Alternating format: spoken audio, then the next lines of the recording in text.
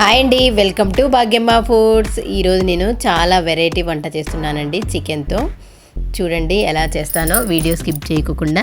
చాలా చాలా టేస్టీగా ఉంటుంది. ఇవి ఏ ముక్కలు అని అనుకుంటున్నారండి, మీరు గెస్ చేయండి. ఓకే అండి, ఇవి ఏంటంటే బిర్యానీ చేస్తాం కదా, దాంట్లో ముక్కలండి. ఆ ముక్కలు మిగిలిపోయాయి.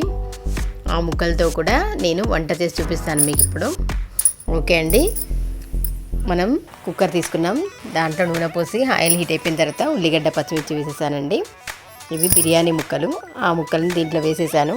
ఆల్రెడీ ఉడికిపోయినాయి కాబట్టి ఇలా వేసుకున్నామండి. నెక్స్ట్ దీంట్లో మనం అల్లం వెల్లుల్లి పేస్ట్ కొద్దిగా వేసుకొని, గరం మసాలా కొద్దిగా వేసేసానండి.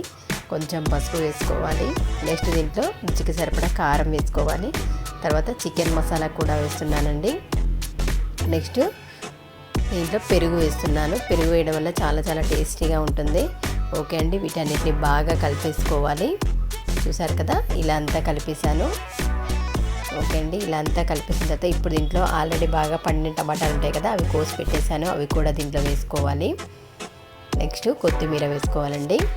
ఇప్పుడు వీటన్నిటిని బాగా కలుపుకోవాలి.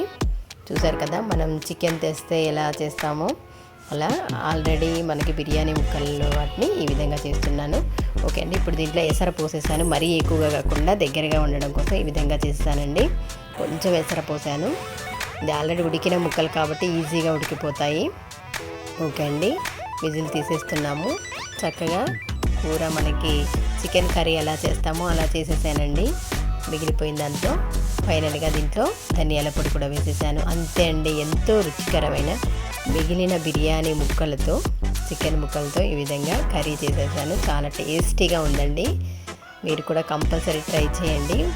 బిర్యానీలో ముక్కలు వేస్ట్ చేయకుండా ఈ విధంగా మనం కర్రీ కూడా చేసుకోవచ్చండి. చాలా చాలా టేస్టీగా ఉంది. కంపల్సరీ మీరు ట్రై చేయండి. మీకు ఎలా కుదిరిందో మా భాగ్యమ్మ ఫుడ్ ఛానల్ కామెంట్ సెక్షన్లో తెలియచేయండి. ఇలాంటి వెరైటీ వంటకాల కోసం భాగ్యమ్మ ఫుడ్ ఛానల్ని లైక్ చేయండి, షేర్ చేయండి, సబ్స్క్రైబ్ చేయండి. కంపల్సరీ మీరు ట్రై చేసి మీకు ఎలా కుదిరిందో కామెంట్లో తెలియచేయండి. ఓకే అండి, చూసారు కదా. థ్యాంక్ యూ అండి. Thanks for your watching.